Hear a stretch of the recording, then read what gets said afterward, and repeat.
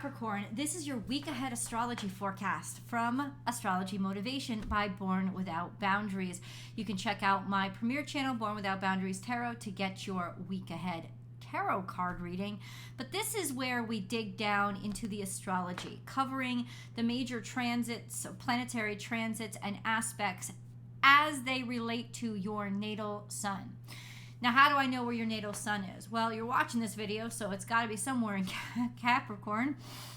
But where it's located in Capricorn is very important because we separate Capricorn by 30 degrees. Capricorn has 30 degrees on the 360-degree zodiac wheel.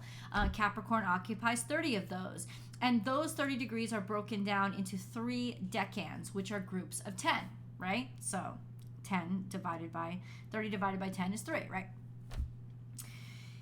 And where your sun is located is important for what kind of aspects it's experiencing. Because those of you born in the beginning of the month are experiencing very different relationships with the same planets or same astral positions as your counterparts toward the end of the month. It's a very different relationship because the relationships as we measure them in astrology are all based on angles. So those of you who have your natal sun between 0 and 9 degrees Capricorn, you guys are Capricorn 1. Those of you, because you're in the first decan, those of you who have your natal sun between 10 and 19 degrees Capricorn, you are Capricorn 2. And for those of you born with your natal sun positioned somewhere between 19 and 29 degrees Capricorn, you are Capricorn 3. So we're going to dig into specifically how all these transits are affecting you guys. But we're going to start out really, really broad. First, the things that are affecting everybody that you should know about. And then we're going to dig down a little bit into those things that are as they specifically affect all Capricorns. And then we'll dive into the specifics. I absolutely encourage you to watch the entire video because especially if your birthday, the sun is sort of on the cusp of one of these decans, you'll be experiencing a mixture of these energies. So it's good to know what they all are. So I'll give you dates because I've just given you points on the angle right now. Right? I've just given you degrees. I will try to translate these into dates, but please note that dates do change because Capricorn season starts around the same time every year, but not on the same date every year, and the same thing for when it ends. So especially those of you at the beginning or ending of Capricorn, the dates could be a little bit different, okay? Just an FYI. So what's impacting all of us? Well, one thing, we're going to start with the planets that are closest to us. The moon, Mercury, and Venus are all having major experiences this week. 2 of them are having major transits, and the moon transits every 2.5 days, but there's a major transit because the moon is full this week. So we're going to go over the full moon. We're going to go over the transit by Mercury that already happened, and we're going to go over Venus's transit that happens at the very end of this week. This week covers April 5th through April 11th, 2023. FYI, I know that was in the the title, and I also know that it's in the description box. I put it all over the place, but just in case. Mercury has already transited into Taurus. It did that on Monday, April 3rd, so just a few days ago from when this video was first coming out. What does that mean for everybody? Well, I got to tell you, especially considering the fact that Mercury is about to go retrograde in a couple of weeks. It will be April 21st that it goes retrograde, and we'll start to feel that around April 10th, 11th, basically by the end of this week that I'm covering. Mercury's shadow period will begin, and you'll start to feel really the effects of Mercury slowing down. But here's the big thing. Mercury's already slowed down. It came from the hot potato, hot cake, hot plate that is Aries, and heat makes things very energetic and active, right? Everything is just constantly combusting in Aries. And then it goes into Taurus, and boom, grounded, gravity. It's just like slows things down. So Mercury in Taurus is going to be slower anyway. It's going to be focused, communications are going to be focused on traditional forms of communication are going to be taken more seriously, like handwriting, like talking to each other, like handshakes, like politeness and being more traditional when you speak, as well as it could be emails too, because at this point emails are sort of old. I gotta say. So more traditional, you could at least those communications are kisses. Stop. Are going to be taken more seriously. My dog is going crazy. And in terms of the way that we communicate, we're more pragmatic. We're more practical. We want to do everything. Taurus is on the up and up. It's all about the value systems on Earth. Its opposite, Scorpio, is all about the hidden value. It's all about the hidden everything. But Taurus is always traditional and on the up and up and predictable. And so when we think, all the thought processes, all the writing, all the paperwork, all of that is going to take on that effect during Mercury's transit through Taurus. So that slows things down to begin with. But then the fact that we're coming into a Mercury retrograde, the shadow period will start at the end of this week. Communications are going to slow down, and that is going to impact us. Now, since it is trine, especially to some of you, but it's trine, natural trine, Taurus is a natural trine to Capricorn, this could actually work out really, really nicely for you. You'd be like, oh, things are finally starting to make sense to me again. People aren't popping off and going crazy or taking action too quickly. So this could be very, very nice energy for you, especially for a specific decan, which we will definitely get into. Some of you already know what it is. I know you do. And then we have another major transit, which is Venus. At the end of this week, April 11th, Venus transits into Gemini. Venus is currently in Taurus, which is her home. You know, she's all kinds of cozy and happy and comfortable, luxuriating, probably spending too much money at home. But then she goes into Gemini. And Venus in Gemini is a very different energy than Venus in Taurus. She is more playful. She is more talkative. She is more flirtatious. She is not too quick. Like Venus in Taurus wants a commitment. Venus in Gemini wants to be talking to a lot of different people. Not necessarily being sexual with them. In fact, Venus in Taurus wants the traditional connection so that she can feel safe being extremely sensual. Whereas Venus in Gemini is very much, I want to talk to a lot of different people. I want to get to know a lot of different people. This is fun. This is exciting. It's almost like the playfulness of dating. Venus in Gemini is a great time to date. Just like Venus in Sagittarius, also a great time to date. Just a fun, flirty time. Don't take shit too seriously and you'll have fun. That kind of energy. Also, falling in love with the way somebody speaks to you. Somebody's words meaning all that much more. The sensuality of the word. You know, the value of words and how somebody speaks or the sound of their voice could make somebody fall in love with you. So Venus transiting into Gemini by the end of this week. And then, of course, we have our full moon. And our full moon is on April 5th/6th. I say that because it's happening, the exact time I think is 12:24 a.m. on April 6th by Eastern Standard Time. So that's New York.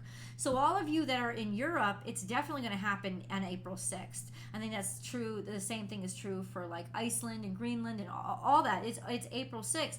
But the rest of the United States into Hawaii is like all of us, we're experiencing on the 5th. So it's April 5th/6th because of the time that it happens.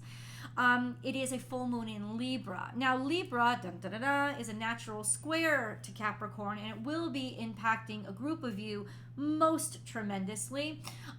You guys have been square to a lot of stuff in Aries, which means you will be square to this full moon in Libra.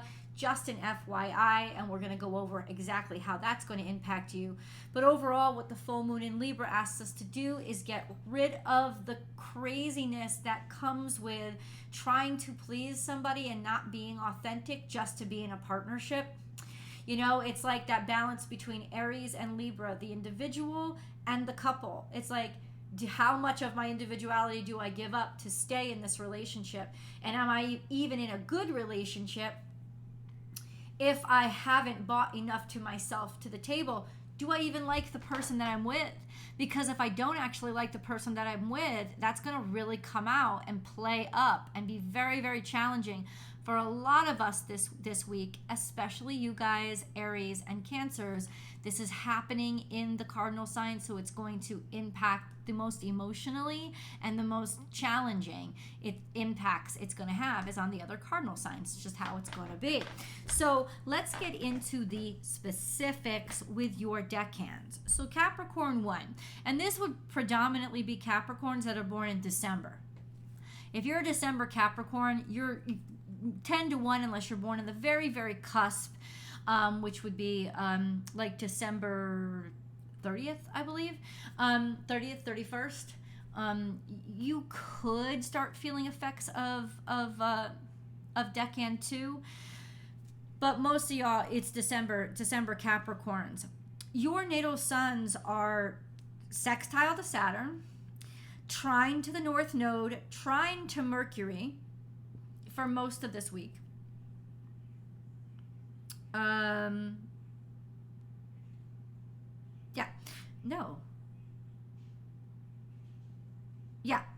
Because it's at the end of Taurus.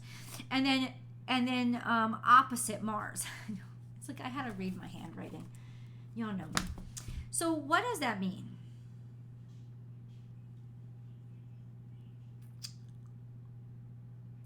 What does that mean? Yeah, that's right, because Mercury is in Taurus now. So Saturn, sextile to Saturn is exceptional. Actually, we didn't go over what was happening to Saturn. So Saturn it's kind of the same thing as what was happening last week. And Saturn is always good to look at. Where Saturn is going to impact your mentality and your mode of life, right? So because Saturn is your ruling dignitary. Saturn right now is in Pisces, which is very watery and a lot more emotional, a lot more dreamy, and a lot more malleable, which can be very complementary to your character, actually. And then we have Saturn is now currently trine the South Node, sextile to the North Node. So accepting and looking forward to how you can apply yourself to the future by accepting and owning your talents and what you understand from your past. And then we have a trine to Mars, and that trine to Mars is going to last all week. And that means getting things done, sort of this strong sense of what you're capable of, essentially. But for those of you born in the very beginning of Capricorn season, because Saturn is not in Capricorn, it's in Pisces. So your natal suns are still in Capricorn, and those of you born December Capricorns, you are sextile to Saturn, which means all of this harmony that Saturn is experiencing is opening up opportunities for you. So especially opportunities in work potential or possibilities, or ways to grow out or expand your portfolio or your set of abilities. All of this is a fantastic time, a fantastic week for you to do this. And you guys will be sextile to Saturn for a while. Saturn will not be trine to Mars after the end of this week. So that will start to break up a little bit. It's trine to the South Node and sextile to the North Node is going to last a little bit longer. So that will still definitely impact you. But it's this week especially, guys, that is you're going to find the most movement and a bit of progress open. When it comes to especially your career or just your overall effectiveness at getting things done and doing them well. And then you have your trine to the North Node. You are kind of comfortable with your future. That's what it means. It's kind of like a sense of harmonizing with your fate or where you're headed or where you're going to go, harmonizing with the resources you have to get to where you want to go, harmonizing even in some ways with the challenges ahead because you kind of understand them as necessary and see all the potential in them. That's a really nice thing to do. It's like you've got a lot of opportunities and you're looking forward to your future. And then we have a trine with Mercury. And the trine with Mercury is really nice because it means that you're happy and content with your thoughts, that your brain is working really crisp and really clear.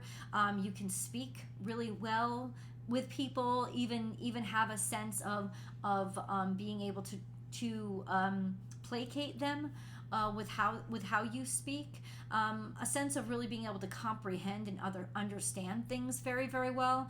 All of this great stuff. And then your natal suns are in direct opposition to Mars. Even though you guys are sextile to Saturn, which is trine to Mars, because Saturn's over here, your natal suns are still here, and they're in direct opposition to Mars. So what I would do, what does that mean? When the sun is in opposition to Mars, there is just constant room for popping off and constant room for not being able to control your energy. So it's going to be relatively difficult unless you use that sextile to Saturn and focus on work. So helping you to help yourself by focusing on work.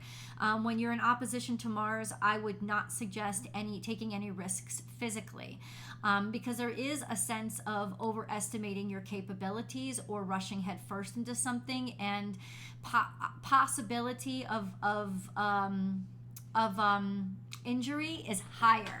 So just an FYI, like I said, that's not gonna last forever, guys. Mars is about to pass into the second decan, so it's not like you guys are gonna be plagued with this for a long time.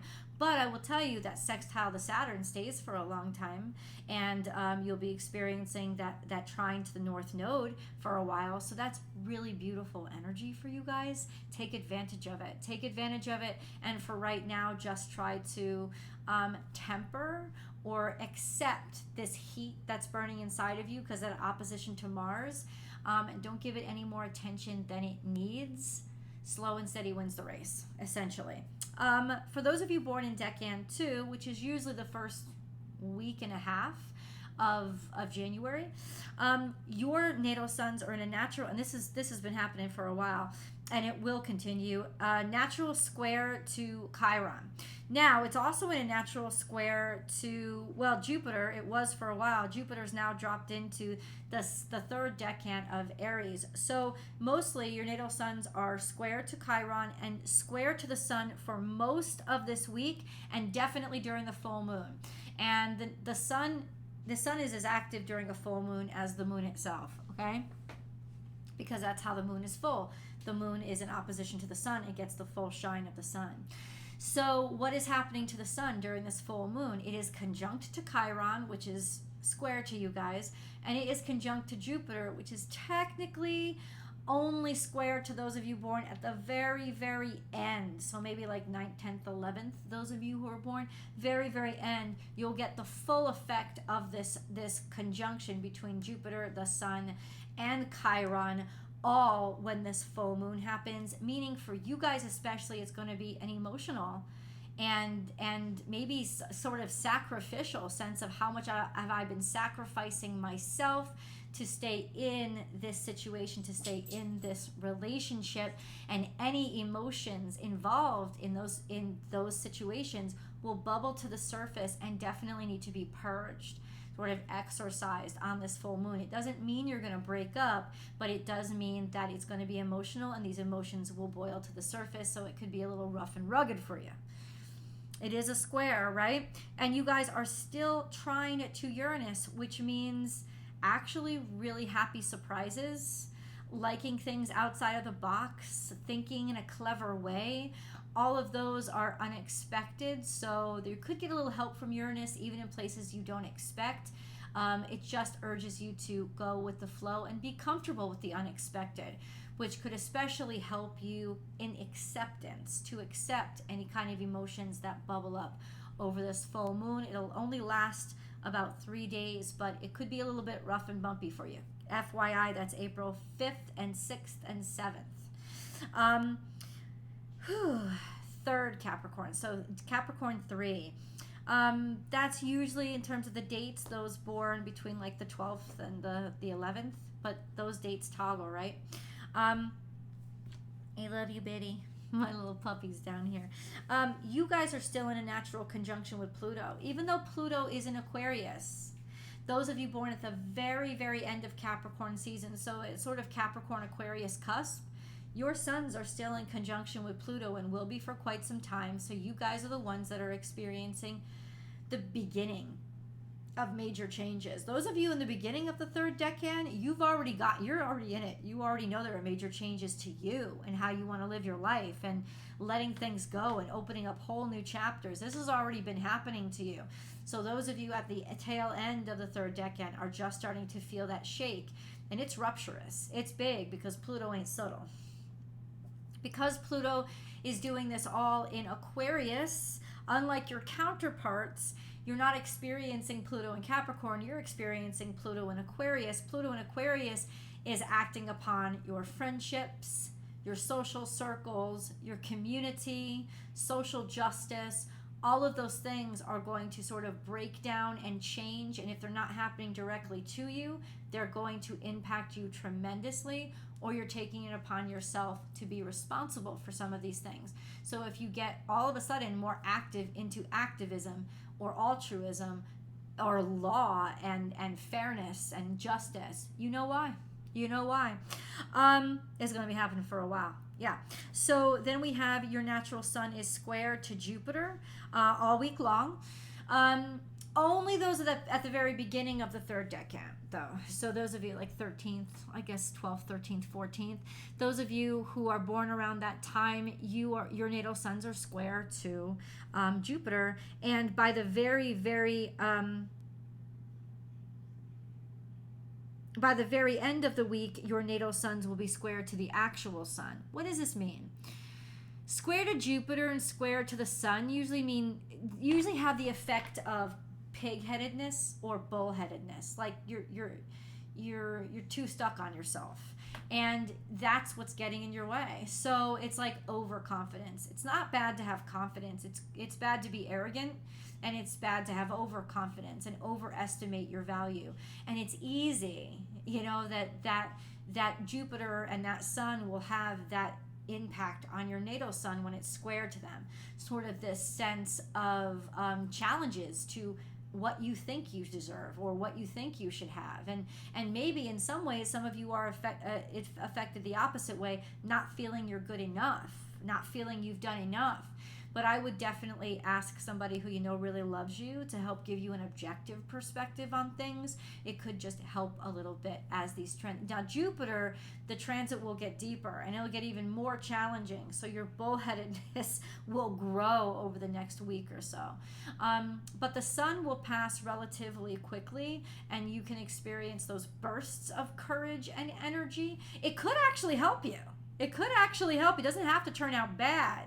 It just is a little bit ambitious. Just an FYI. You're going to be more ambitious.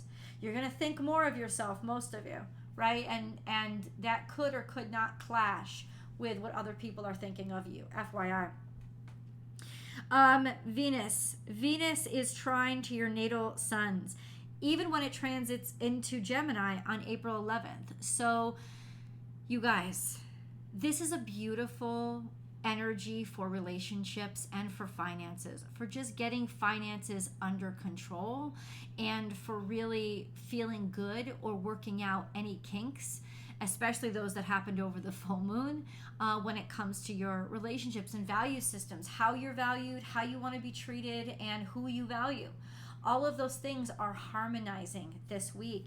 And in a lot of ways, it could open up, especially conjunct Pluto, sextile Neptune, which means you'll have a way of presenting yourself that's very sort of illusionary. But I gotta tell you, if you just take on that Jupiter Sun square, there's a sense of really being able to sell yourself for more than you know you're worth this week and still be able to seal the deal. Just an FYI, if you guys are thinking about it, just an FYI. Leave the comments below. Let me know how you feel all of this stuff impacting you. And please definitely come over to Born Without Boundaries Tarot, where I'm going to do the week ahead tarot card reading for you guys. Subscribe to this channel and ring that notification bell. I got a new reading for you every single week. And if you are a subscriber, you can join in the live astrology chit chats that we have on Mondays and Fridays here. So I hope to see you guys there. I love you. I'll see you in the videos.